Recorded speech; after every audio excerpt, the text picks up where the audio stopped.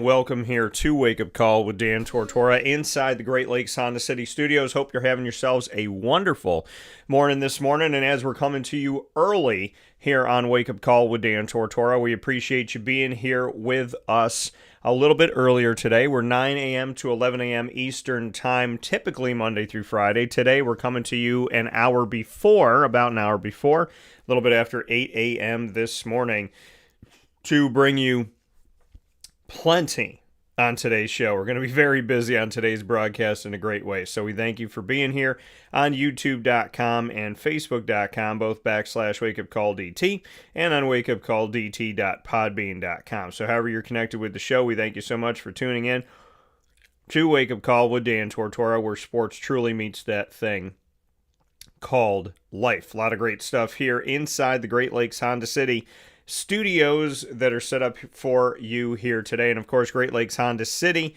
you can go and visit them on 7140 Henry Clay Boulevard in Liverpool, New York. We suggest that you head over there today and let them know that DT sent you. It's an easy way to say it. It's not me wanting to talk in the third person. It's just me saying, you could say Wake Up Call or you could say DT. So easier to remember DT. And we thank you all for tuning into the show, and thank you, everybody in the community, that when you see me, I always appreciate those, "What's up, DT?" So thank you for that. And, you know, a little goes a long way, and let's continue to say hello and have conversations and be good to each other. So good morning to you all. Inside of MonPawsPopcorn.com's What's Poppin'.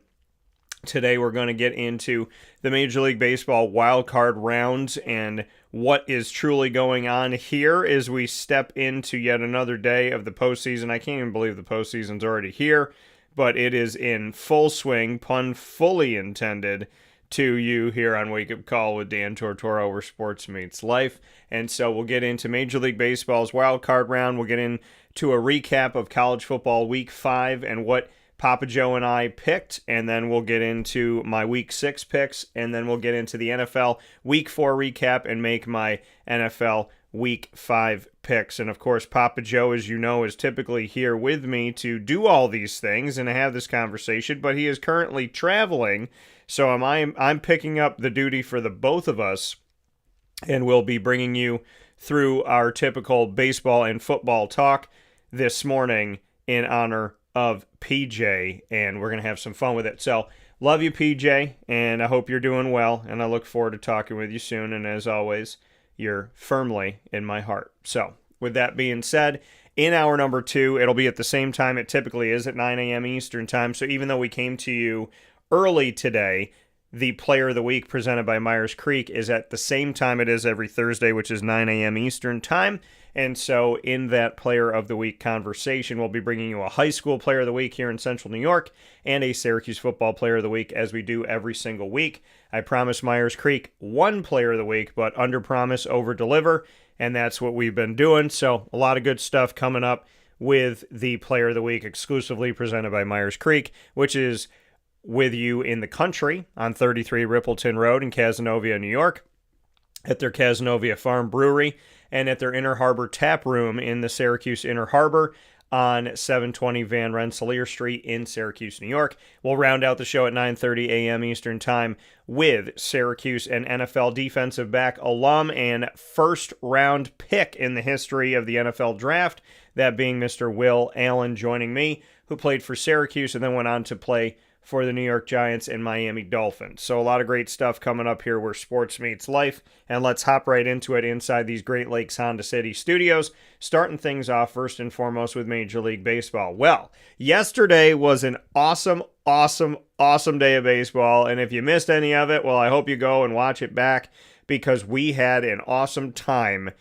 If you're a baseball, even if you're not a baseball fan, some people start to tune in, you know, even if they're not watching throughout the whole season, they'll start watching now, right? They want to know what's going on, if their team is in, and you know they're going to pay attention to it, right? I'm not going to pay attention to 162 games, Dan. It's too much. You know, but if my team ends up making it, then I'm going to pay attention when my team makes it. And so some of those fans come out of the woodwork. Some non-traditional baseball fans, they start to come out and they start to support. And so if you were watching yesterday, you weren't watching yesterday, and you're just going to listen to me talk about what happened and say, Dan, what was so good about yesterday? Well, in the wild card round, it's a best of 3 series. So you can go up to 3 games and not farther.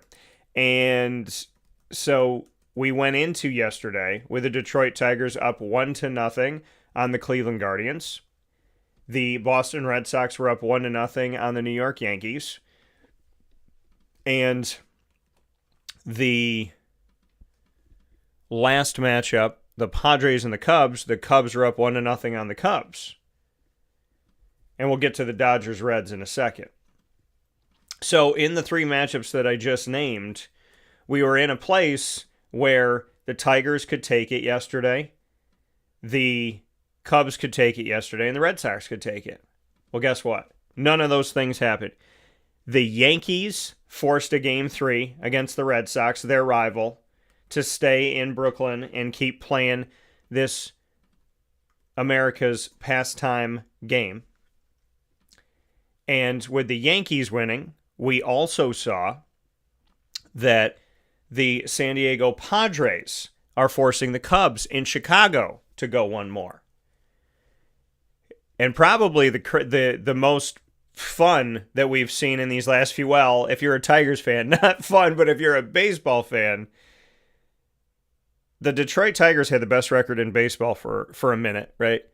And at one point of the 6 divisions in baseball, the Detroit Tigers had the largest lead, double-digit lead on any team close to them. The Royals, the Guardians, anybody. Then the Tigers started to lose. The Guardians continued to win. And then the Guardians were beating the Tigers head-to-head. And Detroit lost enough and Cleveland won enough. And head-to-head, they fought enough against the Tigers to knock the Tigers out of first place in the American League Central, take the division, and set up a matchup where they would face the Tigers again in the postseason in the wild card. They almost completely knocked the Tigers out of the postseason, with the Astros right behind them. Well, the Tigers make it. They're the 6th seed. The Cleveland Guardians make it as the 3 seed, so they face off against each other. So not only did Cleveland fight for their lives to get into the postseason, they won the AL Central, they knocked the Detroit Tigers down a few pegs, and they got home field advantage for this wild card round. And now they have the opportunity to knock out Detroit completely from the postseason. And it all happens today. Isn't that awesome? So, I'm excited because as we look at the postseason for baseball, like I said, 3 out of 4 wild card series are all leading us to the 3rd and final game that you can have in the wild card. So today, October 2nd, Detroit will be at Cleveland once again. This game will be at 3 p.m. Eastern Time on ABC. It's Jack Flaherty against Slade Cecconi, who used to be an Arizona Diamondback. Then we will see San Diego at Chicago, with the Padres going up against the Cubs on the road in Chicago at 5 p.m. Eastern Time on ESPN, with Yu Darvish facing off against Jameson Taillon. And then the final game of the night, and of course this is your primetime game, you have the Boston Red Sox at the New York Yankees for the 3rd and final game of this wild card round in their series at 8 p.m. Eastern Time on ESPN. You have Connolly Early versus Cam Schlittler. Or Schlittler? There we go. Didn't see that L, but I didn't swear. So, those games will be going. My apologies to Cam. Those games will all be going on today. The only series that was wrapped up, of course, is the team that's got the, probably close to $1 trillion payroll, and that being the Los Angeles Dodgers, who, listen, the Reds fought. They tried to come back. They had 3 guys on base, and they had an opportunity for a grand slam to tie the game at 8, but they didn't. Pitching shows up again for the Dodgers, and Yamamoto does his thing. The entire pitching rotation, I mean, just the way that everybody finished on the Dodgers was awesome. This game was a good game. I watched it until the end just to make sure, because I'm sitting here thinking, like, if all 4 wild card series go to a game 3, this is going to be awesome. So I was up seeing if it was going to happen. It didn't end up happening, but shout out to Sasaki, who finished the game so well for the Dodgers, and obviously Yamamoto, who started it and pitched for 6 2/3 innings with 4 hits, 2 runs, no errors, 2 walks, 9 Ks. And then you look at Sasaki, he came in for that final inning, the 9th inning, and in that 9th inning, he had 2 Ks and helped the team secure the victory. And so shout out to the Dodgers, the only team to blank another team in the wild card round of the 2025 Major League Baseball playoffs, taking out the Cincinnati Reds. So, for those of you that are just tuning in and just jumping in, 3 out of 4 wild card series are going to their 3rd and final game. They're all happening today at 3 p.m., 5 p.m., and 8 p.m. Eastern Time.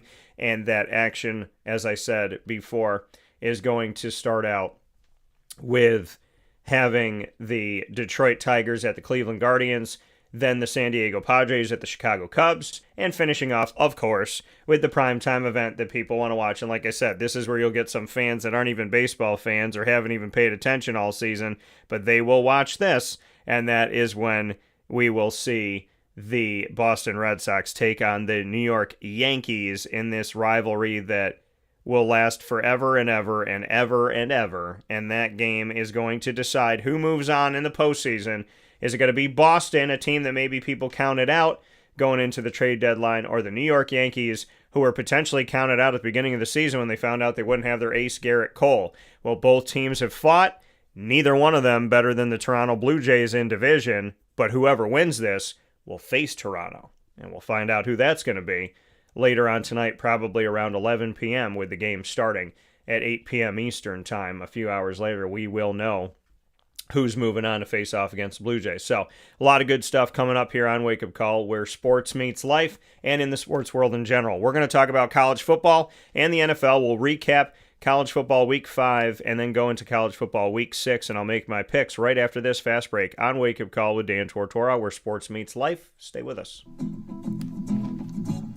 Hi, this is Amy from Mother's Cupboard, home of the whole frittata. We are open daily 6 a.m. to 1:30 p.m. For takeout orders, call 315-432-0942 and tune in to Wake Up Call with Dan Tortora for our monthly food challenge, and try our Wake Up Call signature menu item, available 7 days a week.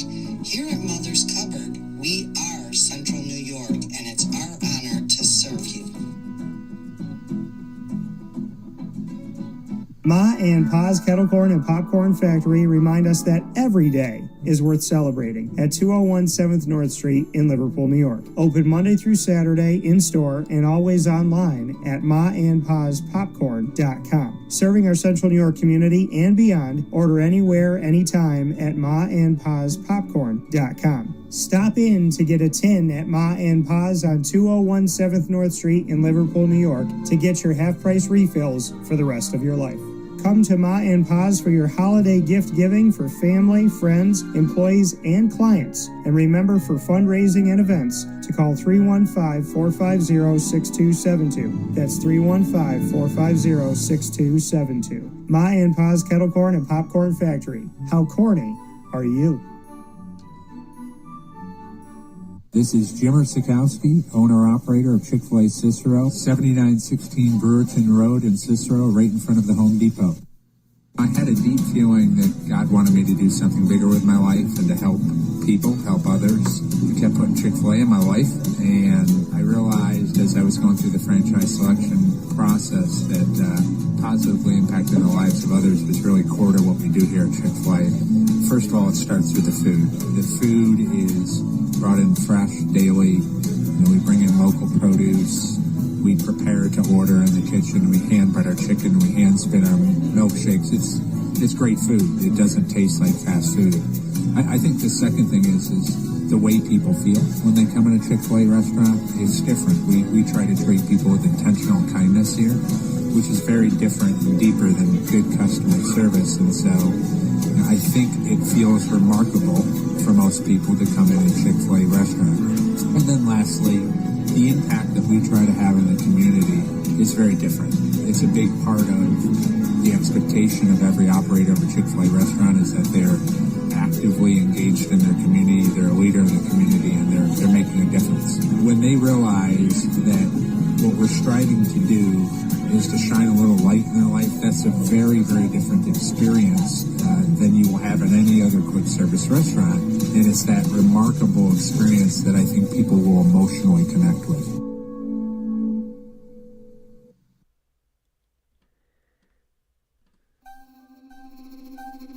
This is Jim Dispenza, owner of Game Point Sports Complex.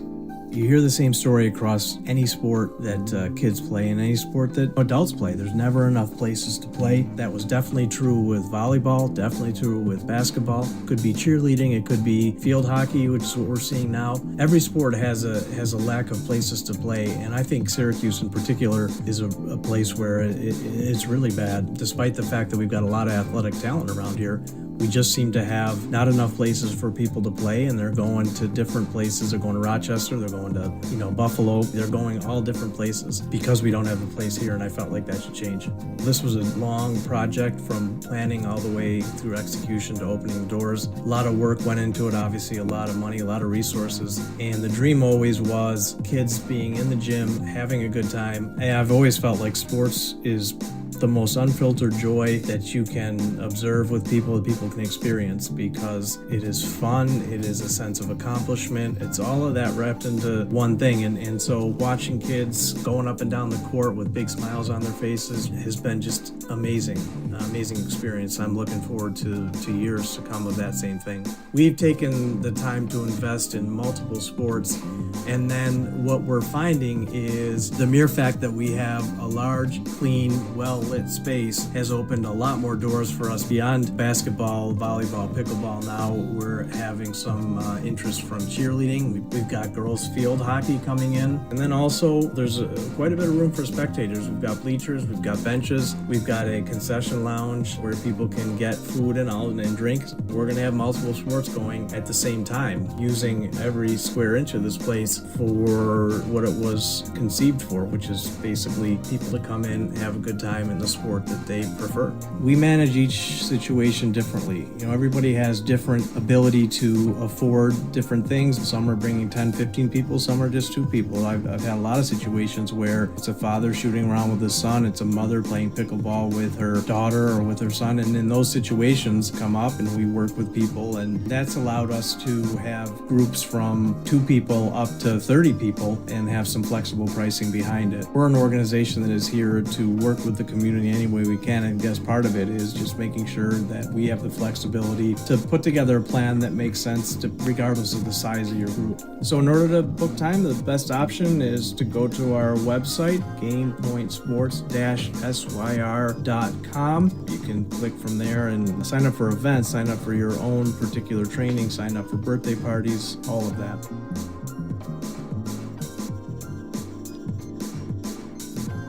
And a welcome back here to Wake Up Call with Dan Tortora, where sports truly meets that thing called life. Appreciate you being here with us inside the Great Lakes Honda City studios. In Great Lakes Honda City, you can get in touch with them by going to 7140 Henry Clay Boulevard in Liverpool, New York, Monday through Saturday for sales and service. You can get a sneak peek of all they have to offer by going to GreatLakesHondaCity.com. It is now time to jump into the recap of college football week 5. Take a look back at the picks that PJ and I made this past week, and then we'll be jumping in to the picks that I'm making for college football week 6. For those of you tuning in, you say, hey, Dan, Papa Joe is normally with you every single Thursday, right? Isn't this his set? It is, and I am taking on the mantle for both of us as PJ is traveling with MT, and we wish them a safe, healthy, happy travel, and that they have a great time with their family. So God bless them all in the name of the Father, and of the Son, and of the Holy Spirit. In Jesus' most precious name, we pray that they all have a great time. And obviously, I know that you've all come to know and love Papa Joe, and so we look forward to having him back soon. And I appreciate you being here with me as I run through what PJ and I normally do together. So Florida State lost in overtime. It was a fantastic game. I'm extremely happy for Tony Elliott. And so with that loss, PJ and I got that one wrong on the Friday night in the 46-38 double overtime game. By the way, this is why microwave society is not a microwave society is not something that I like. And this is an example of the truth, right? And I know this and I live this. Nothing good happens overnight. Nothing great happens overnight. And Tony Elliott got to a Virginia program that obviously wasn't performing that well, wasn't winning consistently, wasn't going to the postseason consistently, wasn't vying for ACC titles, and you got to give somebody time. And they gave him time, and what did that time turn into? Well, he turns around and defeats a top 10 ranked team inside of the ACC in Florida State that beat Alabama, and that happens because Virginia as a university gave him time in Charlottesville to build something instead of simply looking at his record and go, you're not winning, we're going to hire somebody else, and we're going to hire somebody else, and we're going to hire somebody, and keep having 3-7, those seasons where you go 3-9 and whatever, so 5-7 and whatnot. I mean, he's starting to turn things around, and it takes time. And this victory over Florida State was a huge, huge moment, and arguably the best moment in his coaching career after being an offensive coordinator for Dabo Swinney at Clemson and then moving on and becoming a head coach for the first time over to Virginia. This is a moment for Tony Elliott, and it's a moment to remind us that all good things take time, so stop rushing people to do things when you have to build over time. It doesn't happen overnight, and very rarely do you have success come so quickly. And what do they say? Those things that come easily, sometimes they go just as easily. So that's something to pay attention to. To shout out to Tony Elliott, I want to make sure I gave him his flowers because he deserves it. And even though PJ and I picked Florida State, I'm extremely happy for Virginia and elated, and I cover them both of many, many years inside of my ACC overall coverage. So the next game we're going to go to is TCU, Arizona State. Arizona State won this close game 27-24. So two close games there end up being two losses for PJ and I. Then we go to Georgia Tech, and this was one where another close game where Georgia Tech could have lost this game, but they won on the road. What I tell you, I said this might be one of those games where they could trip up, and Georgia Tech wins the game 30-29 over Wake Forest on the road in Winston-Salem. In that overtime victory by a point, Georgia Tech moves forward, and congratulations to them. This Notre Dame win ended with the firing of Sam Pittman by Arkansas as their head coach after Notre Dame went into Arkansas and defeated them 56-13. And I hope the best for Sam Pittman. And Arkansas, that's another program where they'll let go of somebody pretty darn quick. So we'll see what happens as they move forward and look for a new head coach. And I mean, it's probably going to be Bobby Petrino. But, because, I mean, you think about it like this. When you have a former head coach on your staff, and then, when a former head coach comes into your staff and is a part of your staff, and then they fire the head coach, then you turn around and say to yourself, okay, well, then Bobby Petrino looks like it. And look at what Bobby Petrino's already done here. Bobby Petrino has fired 3 defensive assistants just one day after being named the interim head coach. He dismissed defensive coordinator Travis Williams, defensive line coach Deke Adams, and defensive assistant Marcus Woodson in the latest moves after being appointed interim coach for the rest of the season after replacing Sam Pittman.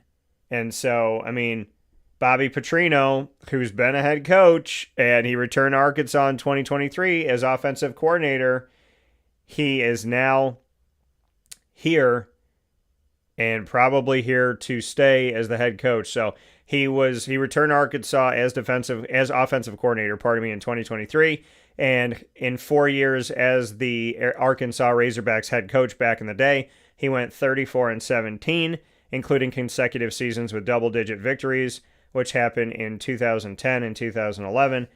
So it looks like it is set up for Bobby Petrino to be the head coach of Arkansas once again, because how many interim coaches do you know that walk in and fire a bunch of people, including the coordinator on the other side of the ball, right? He's the offensive coordinator under Sam Pittman, and you got your defensive coordinator in Travis Williams, and you become the interim head coach. And interim usually means temporary while they figure things out, right? It's a placeholder.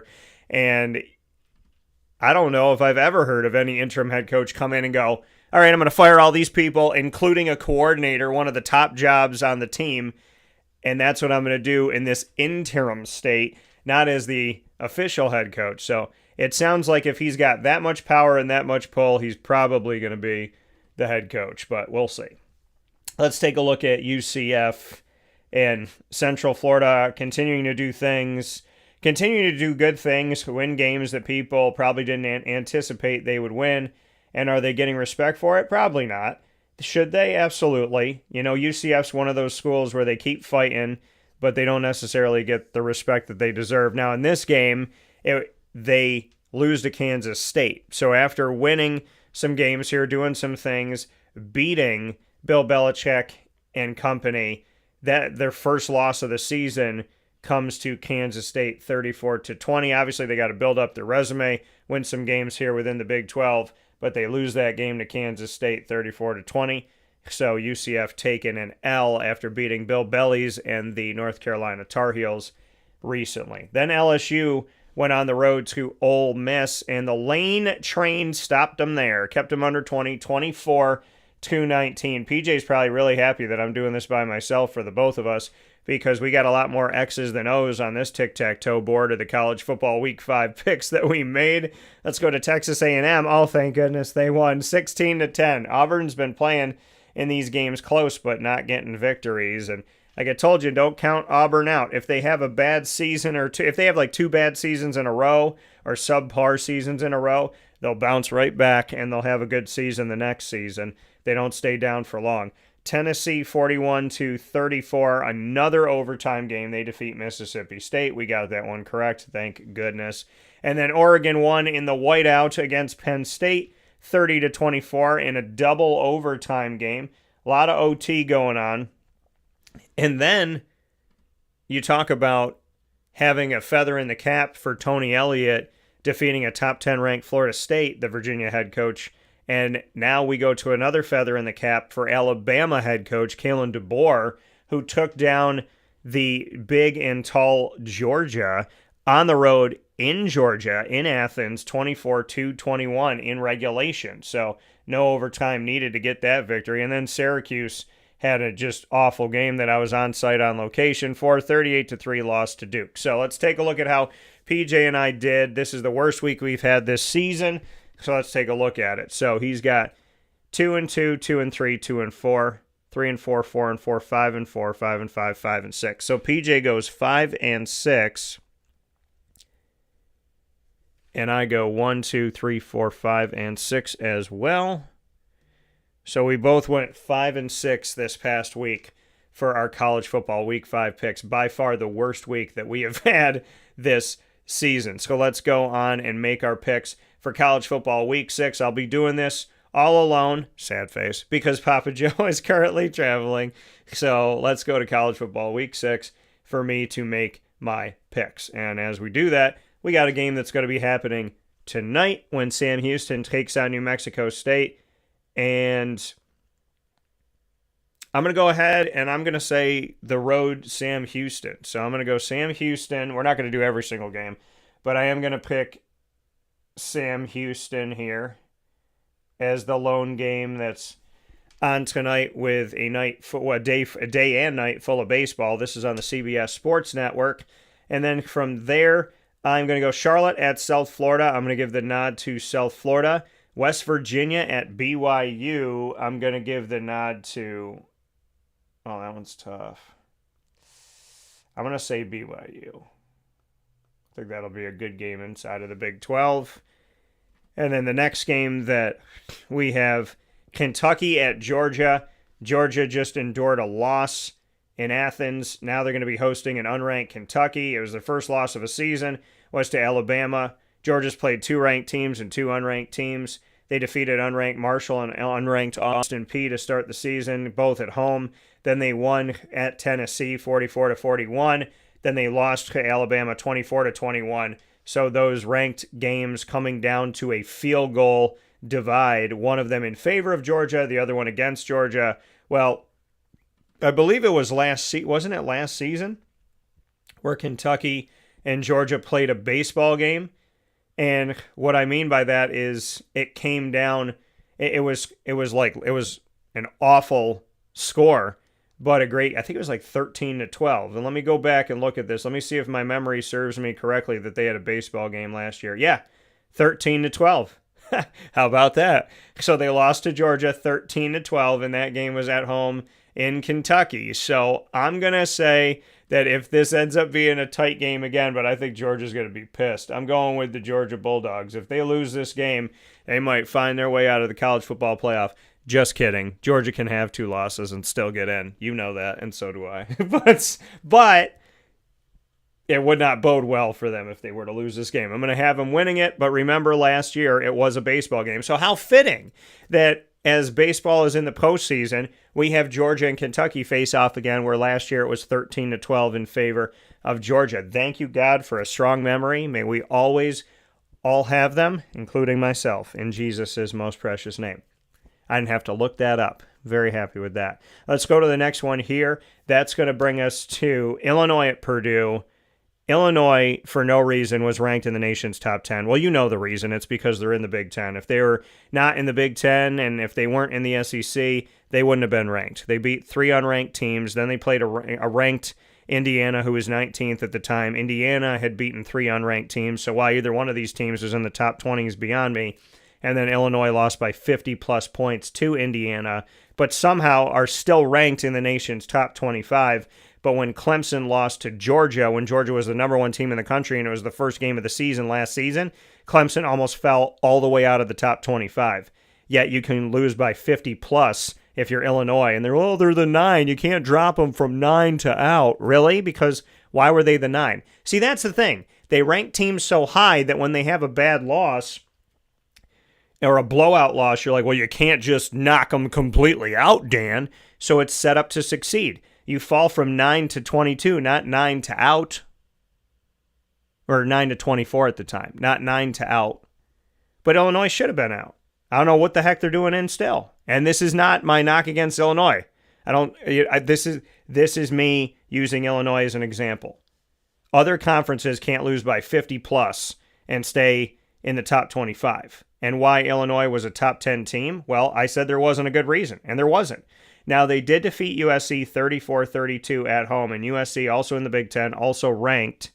So that is something that helps them out and keeps them in the nation's top 25 right now, but they're playing up against Purdue, and the question becomes, is what are they going to do against Purdue in this game? I'm going to pick Illinois to win on the road, and so obviously they're going to move up the rankings, but I'm going to pick Illinois to win in this game. I don't find Purdue to be much of a threat to anybody in recent years. So I'm going to go Purdue, I'm going to go Illinois in this matchup. The next game that we have is a game that I was looking forward to. Now, North Carolina somehow worked this out where they had a bye week, and then they play this game, and then they have another bye week. That must be nice. And that being the fact that they're going up against Clemson. So they had break, Clemson, another break. And here's the interesting thing. How many people thought that Clemson would face off against North Carolina, Dabo Swinney on the road against Bill Belichick, and that neither team would be ranked at the time of play? So Clemson at North Carolina at noon Eastern time on ESPN. Clemson hasn't been playing well, but if they lose this game, oh my goodness. They're going to be coming for the head of Dabo Swinney, and coaches that have as good of a career as he has they're allowed to have one season that's tough. But apparently some people don't believe that. Can't be perfect. Nobody is.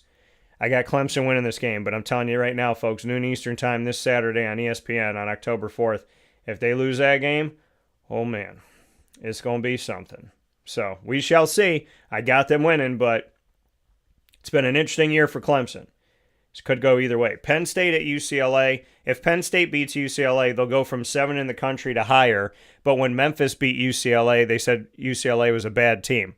Well, what's UCLA now? They fired their head coach during the season. Are they a good team? But if Penn State beats them, they'll be a good team. When Memphis beat them a few years back with I think it was Mike Norvell, they weren't a good team, according to the rankings. But we all know that if you're Penn State playing UCLA, you get a lot more than if a Memphis plays UCLA. I got Penn State winning again. I don't think Penn State's a bad team, and they fought hard against Oregon. I just find it interesting that Penn State can get a quality win against a team that fired their coach. But years ago when Chip Kelly was going up against Mike Norvell, Norvell doesn't get credit for beating UCLA. Doesn't make sense to me. Texas at Florida. Number 9 ranked Texas at the Florida Gators. I got Texas winning this game. And, you know, there's so much hype around Arch Manning. And that's the danger of hype, is that you hype this guy up so much that how can he even live up to what you're saying?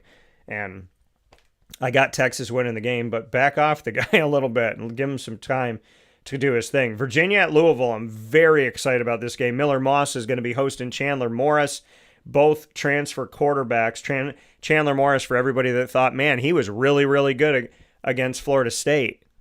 You know where he came from? North Texas. You know where North Texas is? In the American. You know who gets respect nationally? Not the American. You know who continues to give them respect on this show nationally and internationally?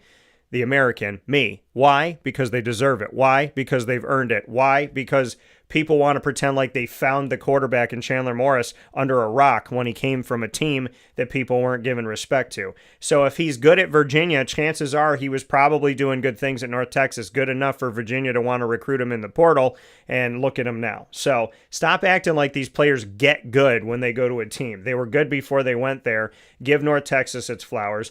And then give the flowers as well to Virginia, or just give the flowers to Chandler Morris because it's his story of where he's gone and bounced around, and he deserves to have the respect. And it's just ridiculous to me that a guy like Chandler Morris can come from in North Texas and people don't want to talk. I mean, he played at Oklahoma. He was at Oklahoma for 5 seconds, then he went to TCU, and then he went to North Texas. You know, people don't want to talk about last season and what did he do last season. Well, last season, if you would love to know, which I would love to tell you, Chandler Morris last season he attempted 510 passes, completed 322 for North Texas, 63.1% completion percentage, 3,774 passing yards, 31 touchdowns to 12 interceptions. Not bad, huh? If he was on a team that people respected in a conference that people respected, probably would have been up for something, some award, right?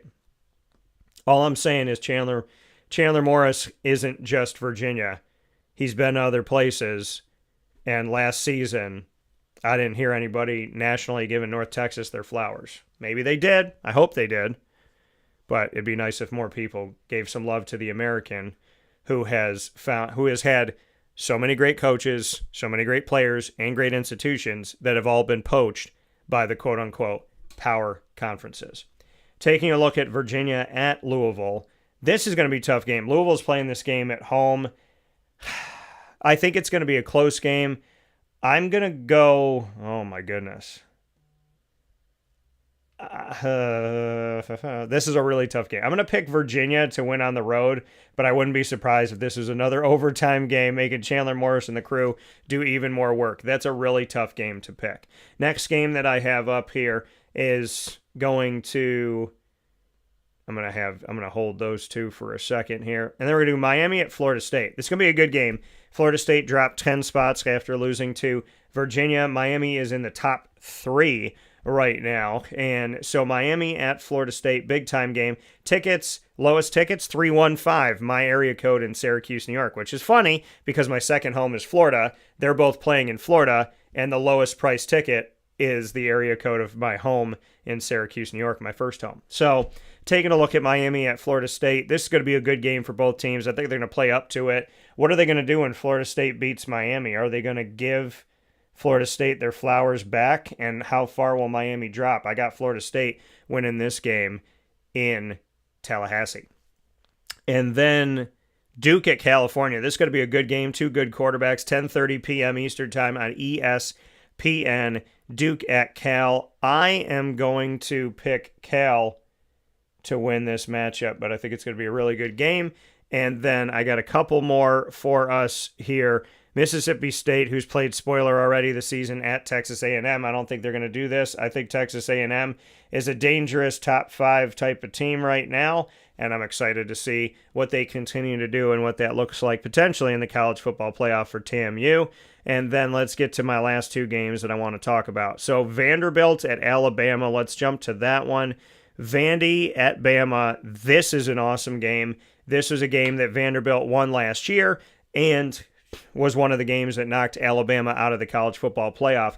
Vanderbilt has been doing an incredible job under head coach Clark Lee, who was the linebackers coach under Scott Schaefer at Syracuse. Then he went on to Notre Dame, head coach now of Vanderbilt, going up against Kalen DeBoer, who just defeated Georgia.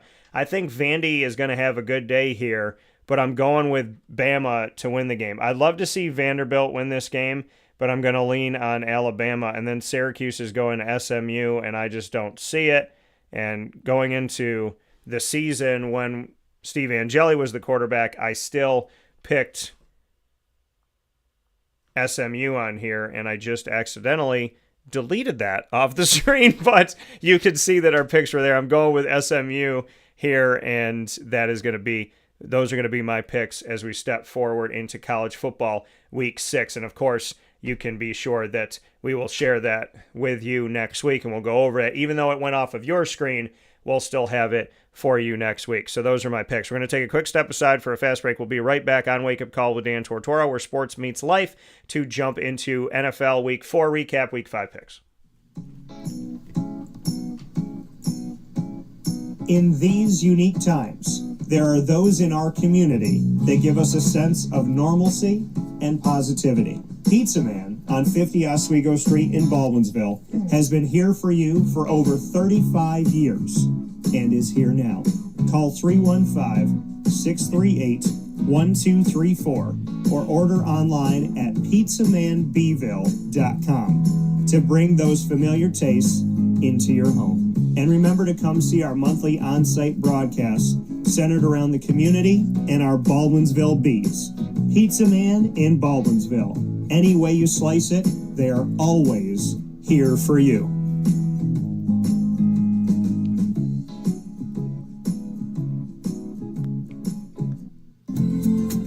Looking for your next ride?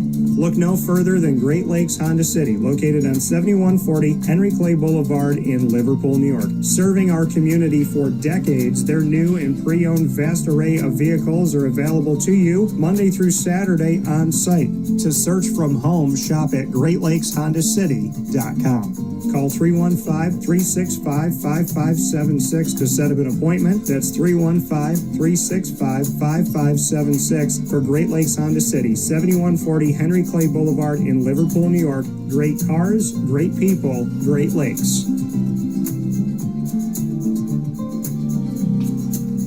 All right, you need to come out here and get yourself the Brooklyn Pickle. I was talking about this with one of my buddies. I was like, yo, there's no better sandwich in the state of New York than the Brooklyn Pickle. And now that I found out that they're going down to North Carolina, we are taking over your taste buds everywhere you are, wherever you're going to be. You need to get yourself out to the Brooklyn Pickle. Pinehurst, you just realized that you found yourself the best sandwich shop that you're ever going to have. This is a glorious moment. It's a blessing to your community. You're welcome. Brooklyn in the house, baby. Go over to the Brooklyn Pickle. You already know what it is. You heard the man. Head to Brooklyn Pickle Pinehurst on 1788 Old Morgantown Road in Southern Pines, North Carolina.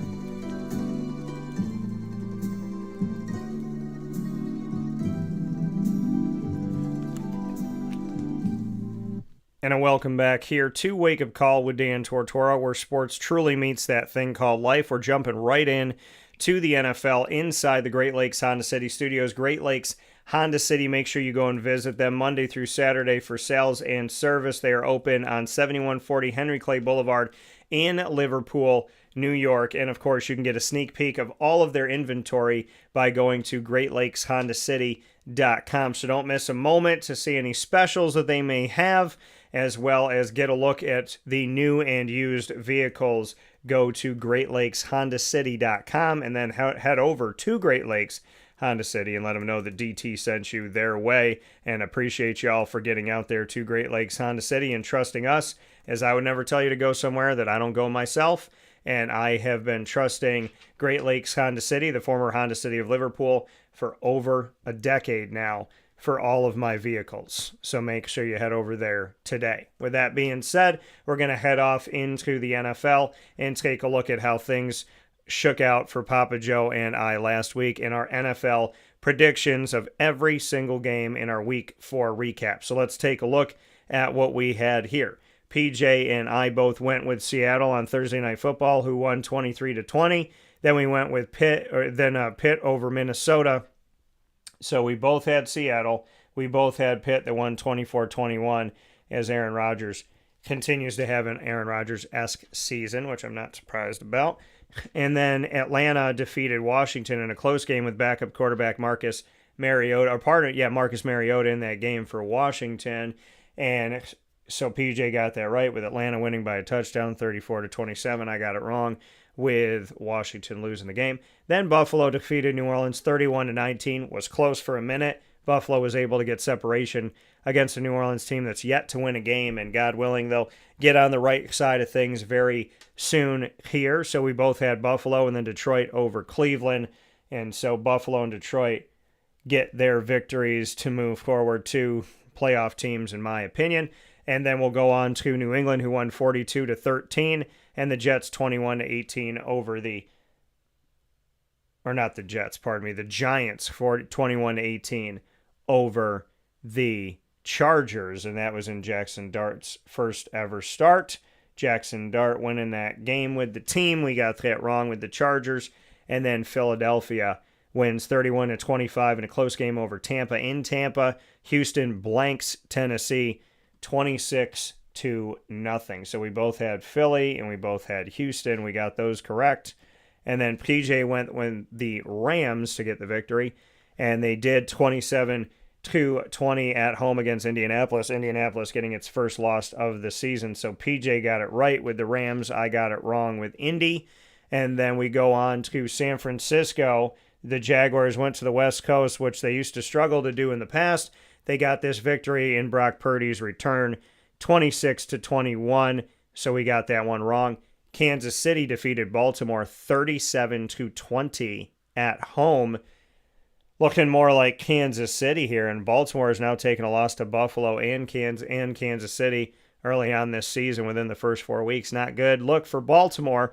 Chi-Town beats the Vegas Raiders for the boom. And so we got Chi-Town beating the Raiders. That game was a very close game. Chicago found a way to squeak it out on the road, 25-24. And then Green Bay and Dallas tied.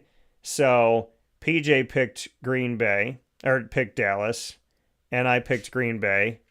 And in a shocking turn of events, we're both correct because it was a tie. And then Miami, I don't know if that's ever happened to us. And then Miami going up against the Jets. Miami gets the victory, 27-21, despite, and prayers to him, Tyreek Hill going out of the game, and he has had surgery. Apparently it went well, so God bless to him and his loved ones for that, and may they only be well and stay well and heal fast and completely. In your name, Jesus Christ, we pray. Amen. And then Cincinnati at Denver. Denver wins that game. Cincinnati taking the L on Monday night. So PJ got a Monday night right. I got a Monday night right. He got Miami over the Jets. I got Denver over Cincinnati. So let's take a look at it. Not a lot of X's on our board here, which is a good thing. 1, 2, 3, 4, 5, 6, and 1, 6. So let's see here. 1, 2, 3, 4, 5, 6 and 1, 7 and 1, 8 and 1, 9 and 1, 9 and 2, 9 and 3, 10 and 3, 10, 3 and 1, 11, 3 and 1, 11, 4 and 1. So PJ went 11, 4 and 1. And I have, let's see, 1, 2, 3, 4, 5, 6 losses. I have 6 losses?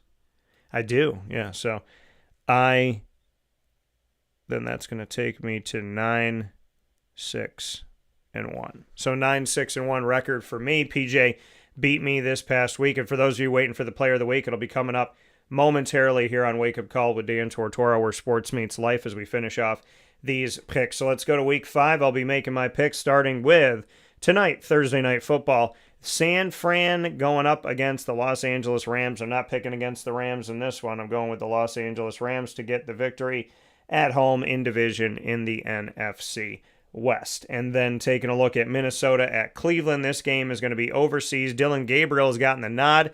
The third-round pick at rookie is going to get his first start. And I guess in Cleveland's mind, because it's overseas, if he doesn't do well, it doesn't count because it wasn't in the United States. But Dylan Gabriel is going to be starting up against Minnesota and Carson Wentz. This is going to be a tough game. You know, I'm hoping the best for Dylan Gabriel. I'm going to go with Minnesota to get the win, but I'm really hoping that Dylan Gabriel has himself a good game. And, of course, if he doesn't, do not do the microwave. Oh, my gosh.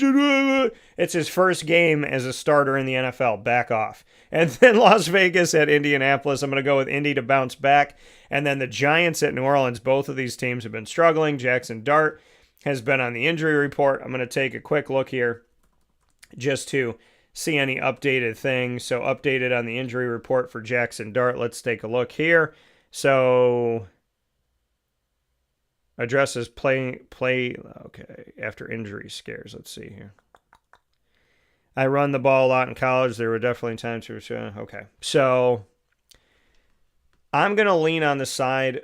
New Orleans is at home, but they also struggle at home. I'm going to say if Jackson Dart's able to go in this game and do his thing, I'm going to pick them. Even if it was Russell Wilson, I think I'd still pick the Giants in this game. So I'm going to go with Colts, Giants, then Dallas at New York. I'm going to go with Dallas to bounce back. So I'm going to do Colts, Giants, and then I'm going to pick the Dallas Cowboys. They've been all over the place, but they put up 40 against a good Green Bay team. So let's see what they do moving forward here. And then we got Denver at Philadelphia. This is, to me, the game of the week, and I'm very excited for it. This is tough.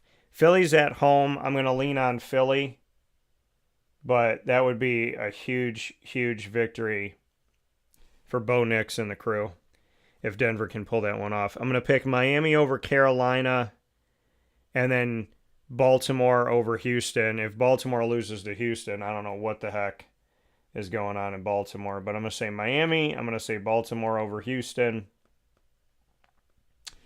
And then from there, let's see what else we got. So Tennessee at Arizona. I'm going to go with Arizona at home. Tennessee's been awful.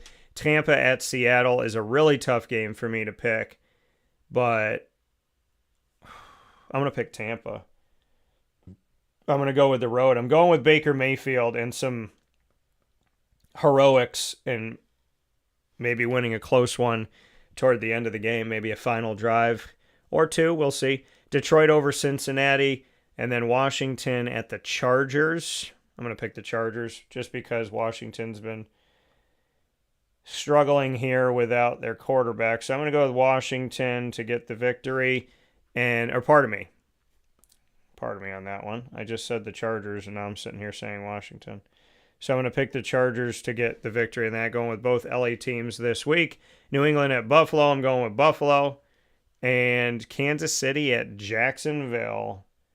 Wouldn't it be awesome to see the Jacksonville Jaguars win this game? I'm going to have them find a way to squeak it out. Kansas City's been all over the place, but let's go Jacksonville. And I'm going to pick them to win it. So that's what it looks like for my picks in Week 5.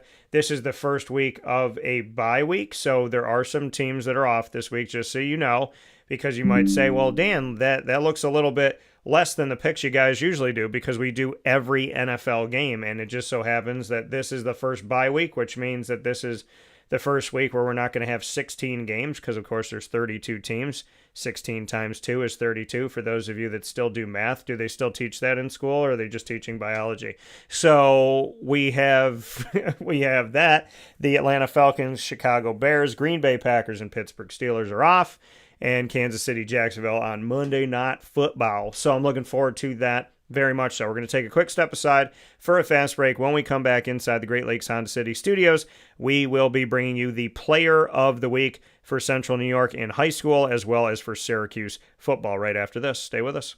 Avicoli's Restaurant, located on 7839 Oswego Road in Liverpool, New York, has been serving our community for decades. Your place to go for home cooking on the corner of Route 57 and Wetzel Road is just minutes from Liverpool High School. And every single month, Wake Up Call with Dan Tortora is on site, on location, with Liverpool sports, student athletes, coaches, and administration telling their stories throughout the year. We look forward to seeing you on site at Avicoli's for their casual pizza side, their fine dining, as well as their bar. And of course, you can order online at myavicolis.com. That's myavicollis.com. For takeout, delivery, and catering, call 315-622-5100. That's 315-622-5100. Come on into the neighborhood spot Avicoli's, open 7 days a week in Liverpool, New York.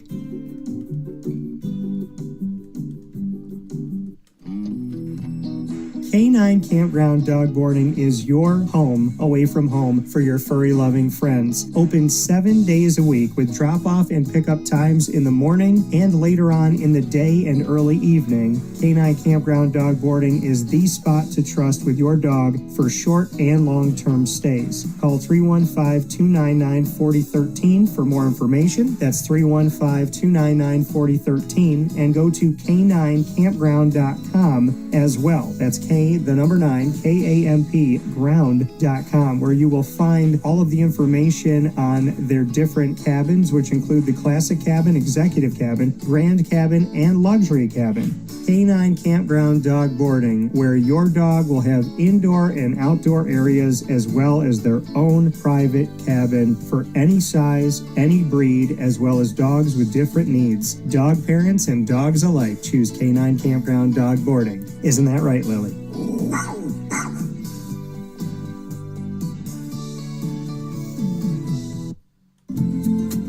Looking for your next ride? Look no further than Great Lakes Honda City, located on 7140 Henry Clay Boulevard in Liverpool, New York. Serving our community for decades, their new and pre-owned vast array of vehicles are available to you Monday through Saturday on site. To search from home, shop at GreatLakesHondaCity.com. Call 315-365-5576 to set up an appointment. That's 315-365-5576 for Great Lakes Honda City, 7140 Henry Clay Boulevard in Liverpool, New York. Great cars, great people, Great Lakes.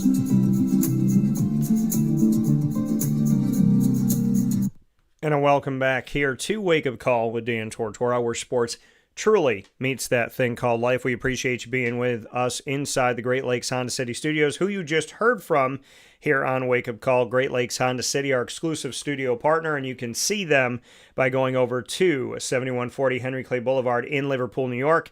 We need cars to get around, right? So all different shapes and sizes, different models, and different fits for each family are at Great Lakes Honda City. Get a sneak peek by going to GreatLakesHondaCity.com. It is now time for our weekly segment brought to you exclusively by Myers Creek, out in the country on 33 Rippleton Road in Cazenovia, and in the Syracuse Inner Harbor right outside the city at 720 Van Rensselaer Street in Syracuse, New York. It is now time for our Player of the Week, proudly presented by Myers Creek.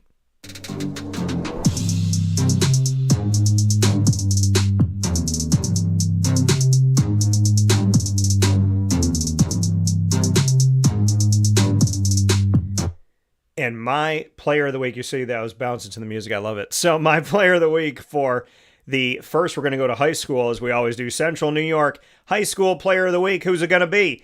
C.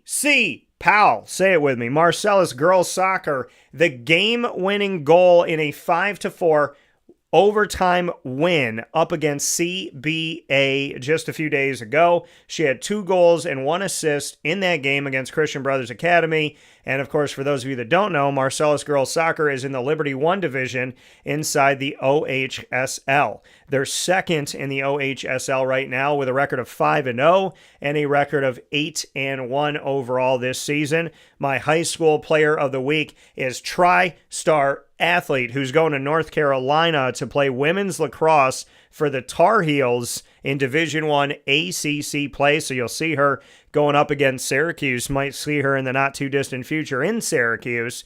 And of course, the tri-sport athlete going out here and doing her thing. You know, going to D1 North Carolina to play lacrosse, but over here hitting a game-winning goal in overtime. Tri-star athlete C.C. Powell is my high school player of the week, proudly presented by Myers Creek. Head to Myers Creek with your family today by going to the Syracuse Inner Harbor on 720 Van Rensselaer Street in Syracuse, New York, as well as out in the country at the Cazenovia Farm Brewery on 33 Rippleton Road in Cazenovia, New York. C.C. Powell, Marcellus girls soccer game-winning goal in the 5-4 overtime win against CBA. 2 goals, 1 assist in that game, and aiding her team to an 8-1 start to the season and a perfect record inside of the OHSL. We give it up to C.C. Powell of the Marcellus Mustangs. Big time shout out to C.C. for all the work that she has done here. So Marcellus, and I just want to let y'all know about what's going on with Marcellus girls soccer overall. I know I gave you a little taste there, but this is how the season's gone. After losing on the road at New Hartford, they defeated St. Francis Prep in the Hall of Fame tournament 2-0, and also defeated Beekmantown 2-1 in that Hall of Fame tournament. Then in their first match at home, they defeated Chittenango 7-3. On the road at Rome Free Academy, they won 2-1. At Mexico, they won 10-1. At Cortland, they won 12-1. This is soccer, by the way, not baseball. Shout out to them for scoring these goals. At West Hill, they won 2-1. And then Marcellus, going to Christian Brothers Academy in the game I just talked about, won 5-4, which gave them the 8-1 overall record. And most recently, yesterday, so we got to add another one here. Let's do that together. They defeated Skinny Atlas on the road 7-2, which means that they now have a record of 9-1. Shall we change this together? Let's change it together. A record of 9-1 overall. Big time shout outs to Marcellus in the work that they've done as a team, and their head coach, Lori. Obviously, sending love out to her as well for all the work that they've put forward here. And just, it's been an amazing season for them so far. And with that win last night, they go to 6-0 in their conference of the OHSL, and they go to 9-1 overall. They're behind only Tully. And they're like, how can they be behind anybody, Dan? They're undefeated in the OHSL in their conference. Well, that's because Tully's played one more conference game, and they're 7-0. Tully is 10-0 on the season. Marcellus right behind them at 9-1. And also within the OHSL conference for girls soccer here in Central New York, we have the likes of Homer, Bishop, Ludden, and Grimes, which have combined. West Hill, Fabius Pompey, Phoenix Cas, CBA, Chittenango, and then we also have the Altamore Parish, Williamstown, which is a combination. Cortland, Pulaski, Manlius, Pebble Hill, Onondaga, Lafayette, which is together. Hannibal, Cato, Meridian, Jordan, Elbridge, which is all bonded together. Skinny Atlas, Mexico, and Solvay. So shout out to Marcellus for their incredible start to their season, and to C.C. Powell for an overtime goal that secures the victory against CBA, and aiding her team overall to a 6-0 record with her teammates. Give them all their flowers. And a record of 9-1 overall, 6-0 inside of the OHSL. High school player of the week, C.C. Powell, who, believe it or not, is going to play D1 lacrosse. Even though she's good at this soccer thing, too, she's going to North Carolina to play lacrosse. And obviously, maybe North Carolina can shift her over to the soccer field if they need some help. So shout out to CC and the Marcellus Mustangs. You are our high school player of the week here on Wake Up Call with Dan Tortora, proudly presented by Myers Creek. Now it is time to do our Syracuse football player of the week. And to bring you the Syracuse football player of the week, we can't just do it. We got to do it with an all-new set here. So let's make sure that we do that and bring you, here is our Syracuse Football Player of the Week.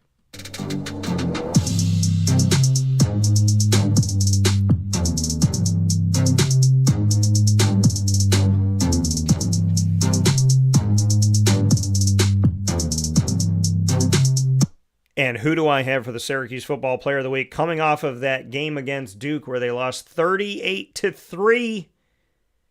Took some thought, took some time, but there is a positive to find in adversity, even if it's just adversity itself. My Syracuse Football Player of the Week, proudly presented by Myers Creek, exclusively here on Wake Up Call. Dennis Jacques Jr., Syracuse Orange defensive lineman, who recorded his first sack of 2025, doing that against a very good quarterback that might not get all of his flowers. Again, another guy who came from a conference that doesn't get a lot of respect with teams that don't get talked about as much. Now all of a sudden people, Darian Mensah's really good at Duke. Well, guess where he was last year? He was at Tulane inside of the American. And if he didn't do what he did at Tulane inside of the American, he wouldn't be at Duke right now because Duke probably wouldn't have seen him. So shout out to Dennis Jacques Jr. Speaking of seeing him, he saw and swung away and got to Darian Mensah of Duke, recording his first sack of 2025. He had 4 total tackles against Duke, which is his best of 2025 so far for the defensive lineman. So shout out to Dennis Jacques Jr., our Syracuse Football Player of the Week, proudly presented by Myers Creek. And for those of you who don't know Dennis Jacques Jr., he's been on the show here a bunch. I've gotten to follow him really from the beginning and appreciate him so very much. I want to let you know what he's done in his time at Syracuse. So he came into Syracuse in 2022, played sparingly, and had 2 tackles that season, 1 solo, 1 assisted. In 2023, 12 total tackles, 5 solo, 7 assisted, 1 pass defended, a sack and a half in that season. So he recorded his first ever sack in 2023 with 1.5 sacks and 1 forced fumble.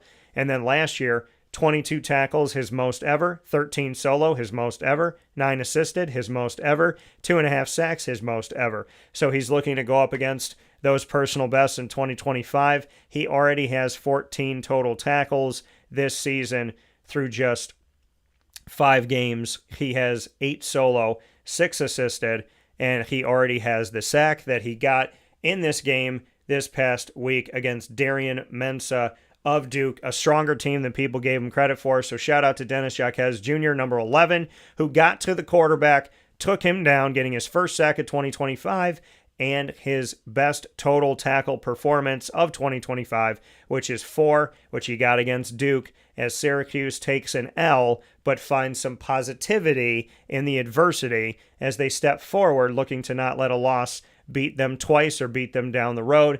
Dennis Jacques Jr., if you know anything about him, this man goes to work, and I always appreciate talking with him. So God bless to him. Syracuse Football Player of the Week, proudly presented exclusively by Myers Creek, which Syracuse football knows all too well. Myers Creek is in the Cazenovia Farm Brewery on 33 Rippleton Road, out in the country in Caz, beautiful views. And of course, if you want to be right there where all the action is, not too far from the city, and many different highways leading you to the Syracuse Inner Harbor, you can go to their location on 720 Van Rensselaer Street in the Syracuse Inner Harbor in Syracuse, New York, to see Myers Creek. Once again, many congratulations to our Syracuse Football Player of the Week this week, exclusively presented by Myers Creek, Dennis Jacques Jr., for his first sack of the season, and hopefully, I'm thinking, definitely not his last.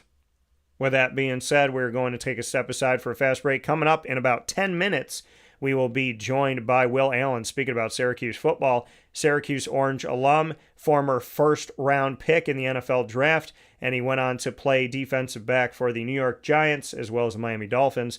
Will Allen's going to be joining me in just a little while here on Wake Up Call with Dan Tortora, about 10 minutes from now, to round out today's show as we came to you early. And typically we're 9 a.m. to 11 a.m. Eastern Time. Today we'll be done at 10 a.m. Eastern Time with a little shift in our schedule, and we appreciate you being with us early this morning on Wake Up Call inside the Great Lakes Honda City Studios. Stay with us. And now a message from Myers Creek Brewing Company, with locations at their Cazenovia Farm Brewery, Syracuse Inner Harbor Tap Room, and soon-to-be Lake Placid Tap Room.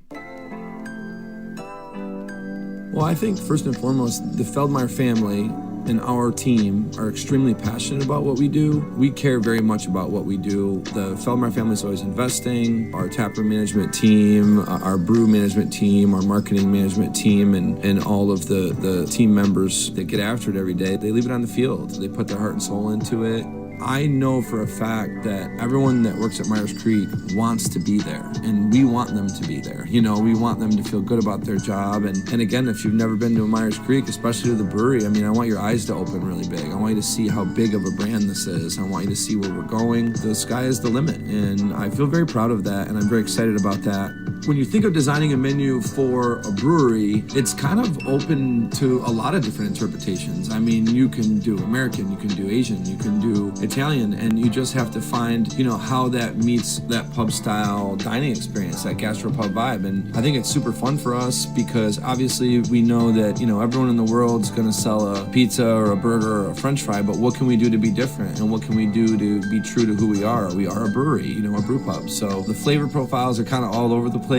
And I think it's super cool that we have a massive smoker at the brewery in Cazenovia, and we smoke a lot of our products. A delicious smoked turkey. We have barbecue ribs on Sundays. From a pulled pork sandwich to a chicken wing, and you go to the Inner Harbor and you go to the Caz location and you'll find similarities in the menu, but also things that are a little different and also kind of fit those different demographics or different communities, and also hopefully just drive you to try every tap room that we have open at some point, because you get a little something different at each one. You know, we understand how hard it is to, you know, work every day and get after it every day, and when you're done at the end of your day, you want to go out and put your feet up in a good ambiance and good environment. So we take pride in that. We make sure that everyone knows that they're very much valued to us.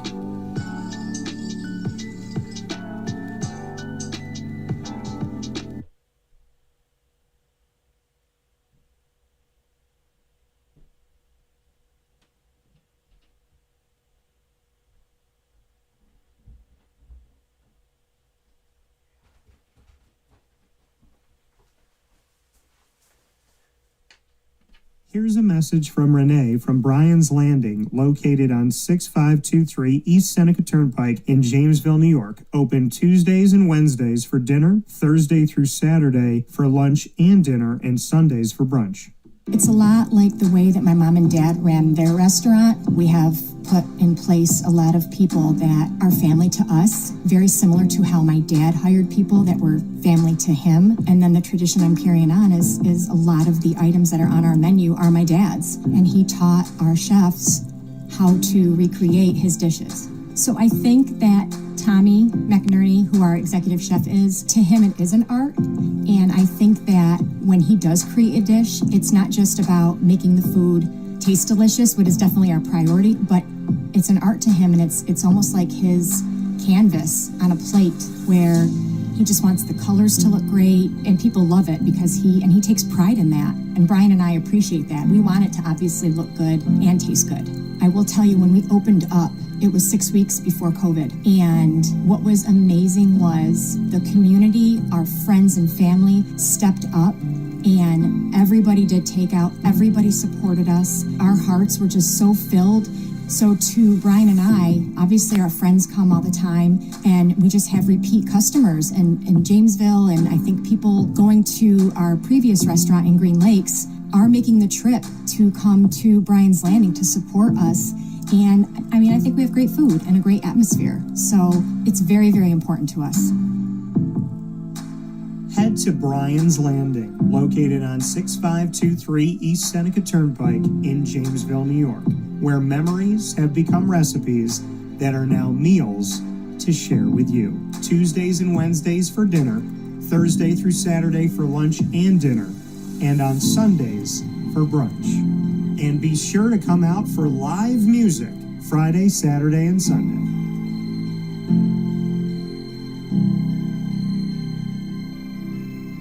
Life gets busy, and sometimes that means us running around. So Canine Camp Dog Daycare offers you an opportunity to give your dog a place to stay while you take care of what you need to throughout the day. Canine Camp Dog Daycare is located on 228 Old Bridge Street in East Syracuse, New York. You can see it from the highway, and it's just off of Erie Boulevard across from BJ's Wholesale Club.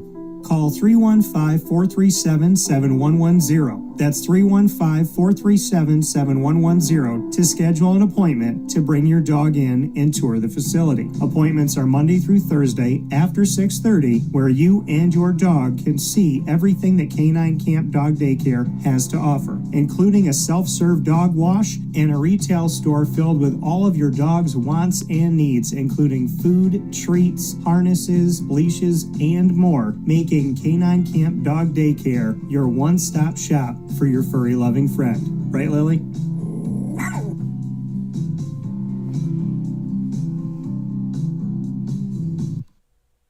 Carvel DeWitt, it's what happy tastes like. Do you know why? Because we make ice cream. Creamy, rich, flavorful ice cream. Not yogurt or iced milk like some of our competitors. Ice cream. Fresh, by hand, daily. For the calorie conscious, we have something new for you. Our new Carvelite. Same great flavor, creaminess, and texture of our regular ice cream with only 35 calories an ounce. So whether you want an ice cream cake, flying saucer, dasher, carvalanche, hard or soft ice cream, we will satisfy your craving with our fresh, handmade regular or new Carvelite ice cream. Carvel DeWitt. It's what happy tastes like.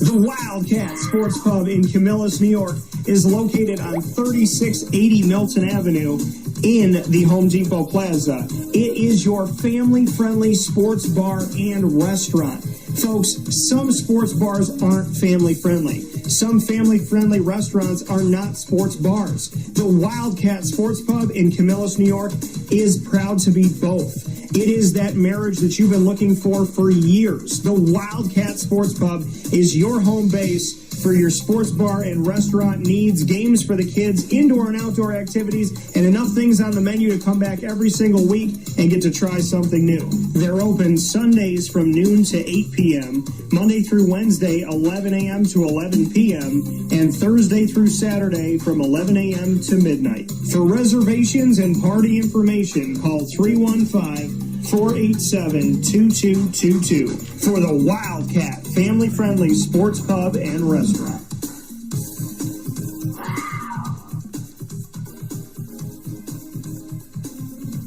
GG Cards and Breaks. Like, comment, subscribe. GG Cards or Breaks coming to you on 639 Delmar Place in Syracuse, New York is your one-stop sports card and trading card shop. Find your way over to GG Cards and Breaks Tuesday through Saturday from 10 to 6 and on Sundays from 10 to 5. They have an all-new display case area. It is absolutely amazing, and they've done such a tremendous job. Listen, I thought that they looked great the way that they were. I thought they had a bunch of amazing things, and we just see them continue to improve, to grow, to blossom. And every time I think like, okay, yeah, they've done all this stuff and it's fantastic, they'll challenge themselves again. And why do they do that? Because they want you to have a great experience. They give themselves more work so that you can have something to look at. You can have more product on the shelf. You can have more cards that are graded, more cards that are coming in that are just absolutely amazing. So I cannot say enough good things about GG Cards and Breaks, and it's about the effort, it's about the enthusiasm, it's about the hard work, the dedication, and the determination to their craft. And that's why when I tell you to go to GG Cards and Breaks, I'm telling you to go to a place that I love, that I value, that I genuinely go and spend my hard-earned money at, because I'm a big kid too, and I love going there and seeing all the different products that they have and finding something new to bring home and to bring into my collection or to get for somebody else. So head off to GG Cards and Breaks today and let them know that DT sent you. And then jumping into Chick-fil-A in DeWitt, New York, on the corner of Bridge and Erie. Make sure you head over to Chick-fil-A DeWitt today. And guess what's going on at Chick-fil-A? They got that new cheddar club, oh my goodness, on the pretzel roll. Are you kidding me? With the original chicken, or you can get the spicy chicken or the grilled, and you can have any one of those there for the new Cheddar Club, which is on the pretzel roll with Applewood smoked bacon and Dijon. Oh my goodness, get out of here. It's so good. You see the picture, make you want to just lift off the ground and float your way over to Chick-fil-A DeWitt. So make sure you see Megan Sorber and her team. Let them know that DT sent you over to Bridge Street on that wonderful corner of Bridge Street and Erie Boulevard, Chick-fil-A DeWitt. You can't miss it. Giant brick building there for you in the newly developed area right off of Bridge and Erie. Make sure you head over to Chick-fil-A DeWitt today and enjoy all that they have to offer.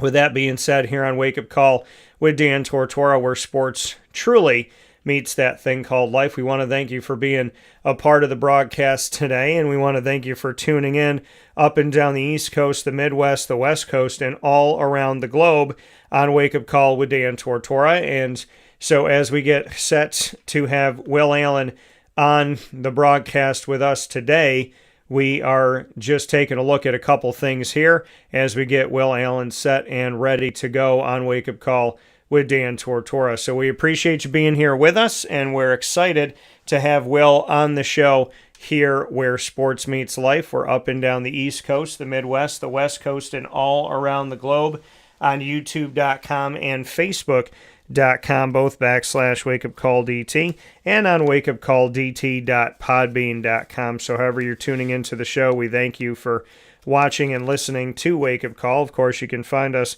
all the time on WakeUpCallDT.com, and we appreciate you going to our website and showing us some love over at the website itself, as that has every single element of what we do. It has videos, it has our podcast continuing to update the library there, and on top of all of that, of course, it has articles on the website that I write myself, and we have so many other things that are there. So make sure you head off to our website today and go and see everything that Wake Up Call with Dan Tortora has to offer to you. So as we get Will Allen set up here, I guess Zoom is having some technical difficulties this morning, which is exciting and fun.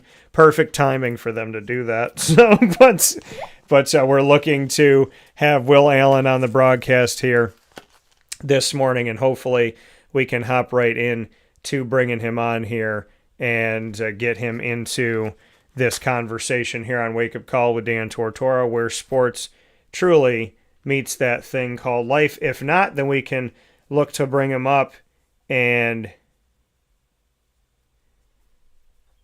have him a different way here on Wake Up Call with Dan Tortora. So if we can do that, then we might just bring him in that respect and do that here on the show. So we'll figure out a way to do it. It's amazing how something can work on your phone and then not work when it comes to, it's kind of weird. Work on your phone, but then doesn't work on your computer. But we're looking to have Will Allen come into the show right now. We thank you for being with us up and down the East Coast, the Midwest, the West Coast, and all around the globe on Wake Up Call with Dan Tortora, as we get set to have Will Allen on the broadcast here. And so we're going to go ahead and bring Will in onto the show.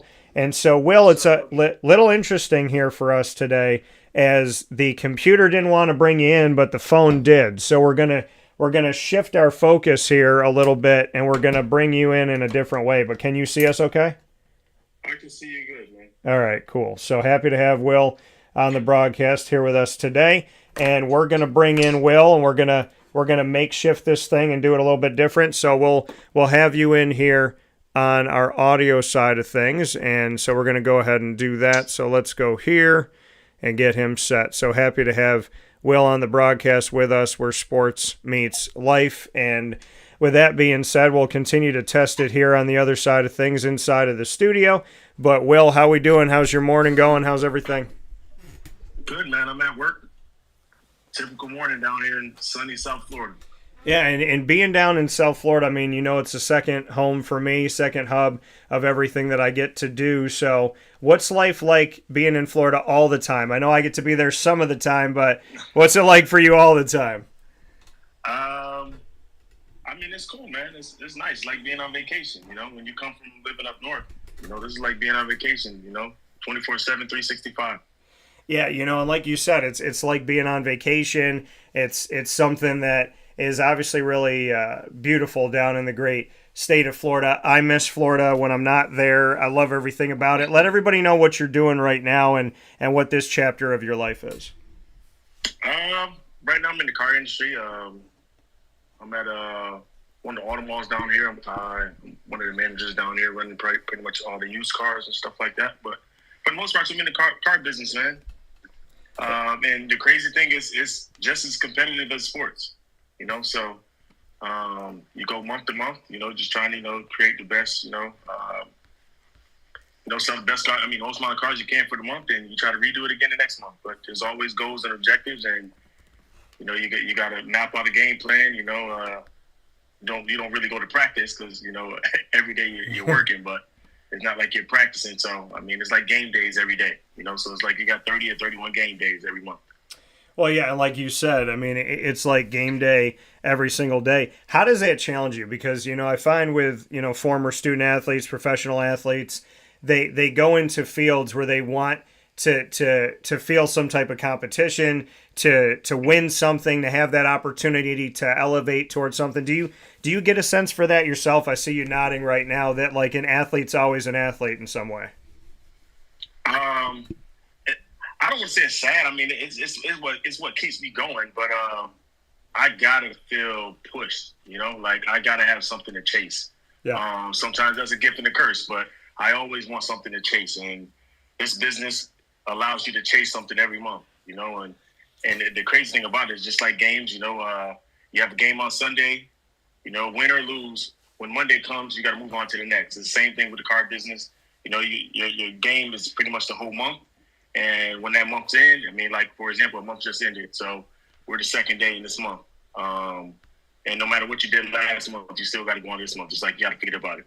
But I get a chance to push myself and compete against other dealers and stuff like that. So it's actually pretty cool. It gets you motivated and ready to go pretty much every day. Yeah, and like you said, I mean, having that motivation, having that excitement for you to keep moving forward, keep pushing forward. You and I have talked about your life. We've talked about your journey, and something we talk about a lot on this show is, having that faith in God, faith in yourself to get up, to keep going, and to keep challenging yourself.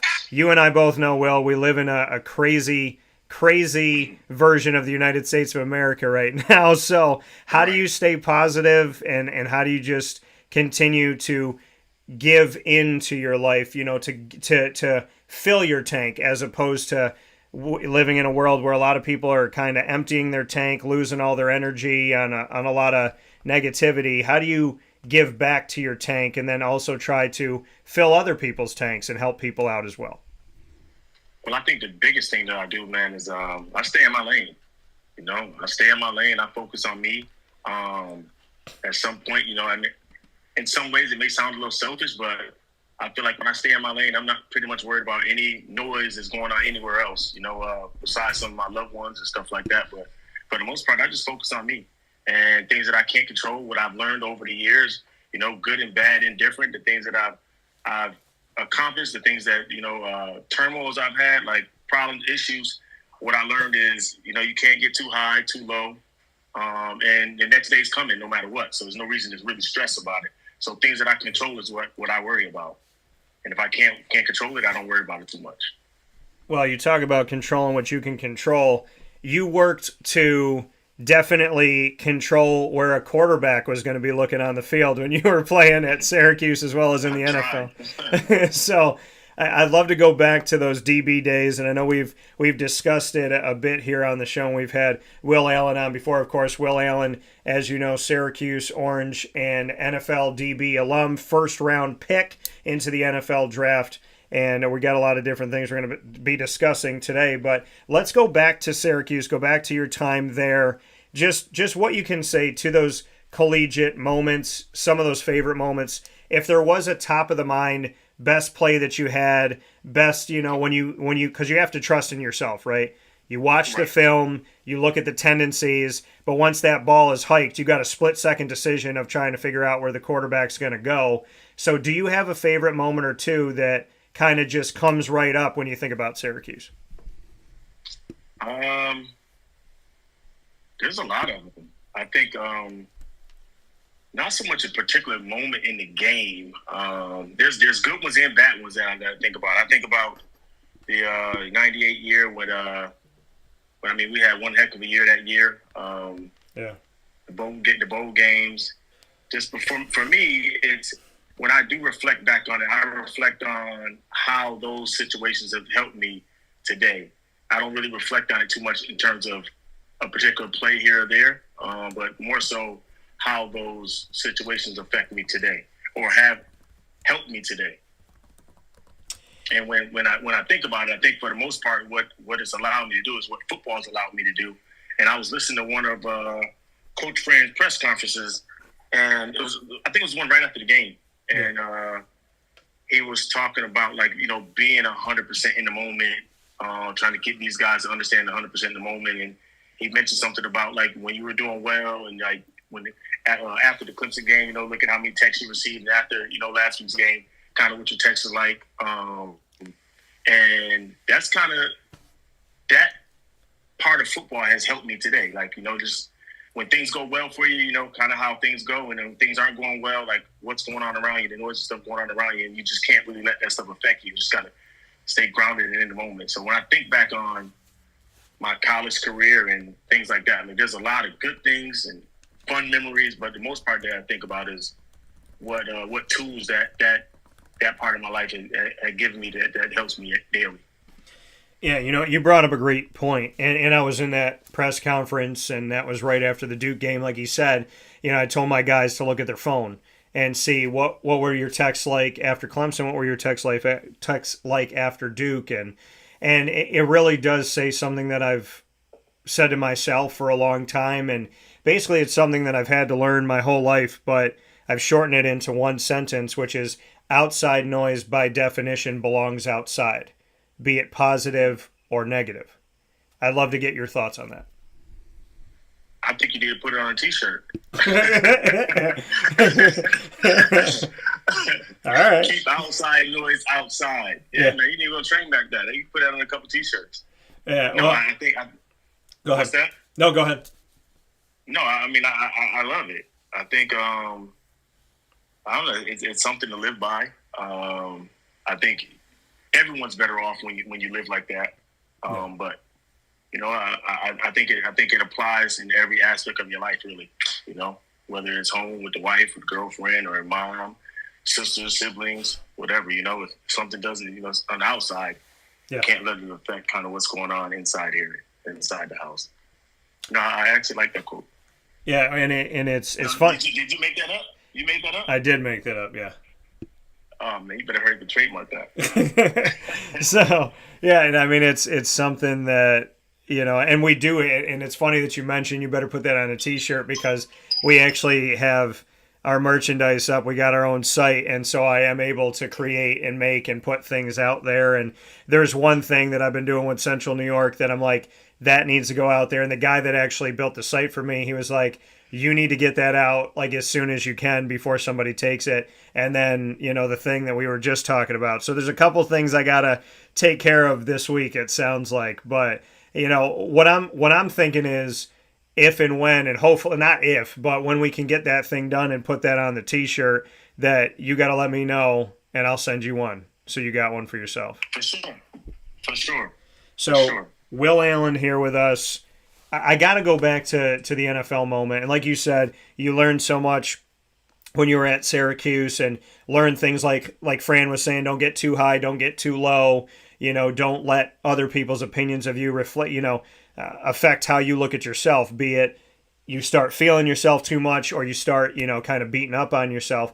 Well, you go to the NFL and you're a first-round pick, and I want to get to that in a second, but how have you lived your life in and out of football of working through what we've been talking about of, when people think I'm great, then I'm not getting to that point where my ego gets really big and I start to maybe not work as hard. But then at the same time, when I'm reading a newspaper clipping and someone's telling me how Will Allen missed this and missed that and why didn't he do this, that I'm not beating up in myself and, going into a black hole. How did you navigate through when people showed you a lot of love and then maybe when people didn't as well? Well, I think the biggest thing, I'm my own worst critic. No one can criticize me more than I criticize myself. Yeah. For everybody that knows me, they'll tell you how competitive I am at everything. It doesn't matter what it is. I just want to win, like no matter what I'm doing. Sometimes good and bad, because I always want to win. It can get me in trouble sometimes. I just think for the most part, like, I don't really pay attention to what people say. It doesn't hold any weight with me. What they say is not going to help me. When they critique you, you gotta listen to criticism, because you may have a blind spot to it. So I think you got to listen to criticism. You got to take advice and stuff like that. Like, you can't be closed to think you have all the answers. Yeah. But I also feel like, you can't beat yourself up too much when you don't have those answers. It's a reason we got to go through life anyway, so we all learning stuff every day, and as you learn, you got to apply that stuff. And so I think throughout my career, I tried to do that. I tried to learn from people, even if it was in silence, where I was just watching the guy, like, okay, yeah, he does his kick step a little bit different. Let me try that. Maybe at home in the mirror a little bit, I tried, and I'll try it next day at practice.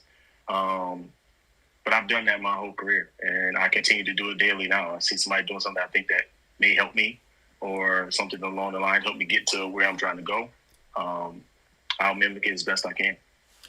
Yeah, and like you said, being your own worst critic and working with yourself on how do you elevate your game, how do you add things to your game, take things away, not just in a sports game, but in life. What am I doing that's a good habit? What am I doing that's a bad habit? How can I adjust? How can I learn? I love the fact that you said, I don't care what anybody thinks of me. Like, that doesn't matter to me. It sounds like you're only looking to build knowledge and wisdom. So it's like, hey, you got an opinion on me? That's your opinion. That's the thing you take with your life. That's in your suitcase, not mine, which a lot of people forget. And we put it in our suitcase. That's why we got a lot of baggage. But to say, I just want to learn from somebody, I just want to gain. So your opinion of me is your opinion of me, but like, teach me something. How important is it for you to have that? The fact that you don't think you know it all, that you got it all down, and that you can learn. Because I think this world is where it's at right now, because there's a lot of people out there that have decided that they can gain no more wisdom. They know it all. And I think that that's a dangerous place to be. Yeah, it is. You're going to plateau. There's nowhere to go after that. There's nowhere to go. You're not going to elevate at all. That's why I say some of the best people have the smartest people around them, But yeah. For me, I vividly remember a conversation with Coach P. By the way, Coach P, I love that guy. Coach P, when I reflect on Syracuse, I asked you that earlier. Yeah. Coach P helped me become a man. I was just a little jerk, as a college student. Sitting down, I remember one day he called me in his office, and he basically told me, hey, I'm not tolerating this, I'm not tolerating that. If you want to be here, cool. But I'm not going to tolerate certain things. You can find yourself right back on Salina. And I remember that, and that stuck with me to this day. Just that when you're here to do a job, you do your job and you focus on that, and you just try to get better every day, and you'll be okay, because that's all that's required of you.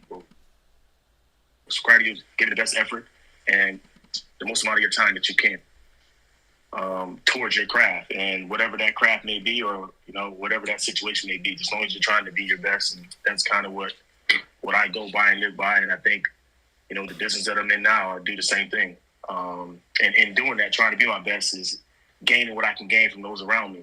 Yeah. Because it's a new industry for me, and I think it's fun every day to learn stuff. There's a thing that I've been saying, and it's not like a slight to anybody, but it's like some people are just workers, right? So what in my mind, what does that mean? That means, like, you give them a job, they just care about, okay, this is just what I need to do. They're not concerned with the whole big picture.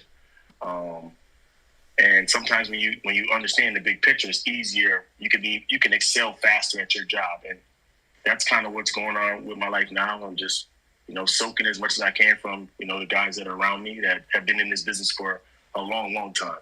So it's been fun. Here with Will Allen, Syracuse and NFL DB alum. on Wake Up Call with Dan Tortora. And, Will, a lot that you just said there and a lot of knowledge and something that stuck out to me. And I love Coach P too. I always tell people I'm a Coach P kid.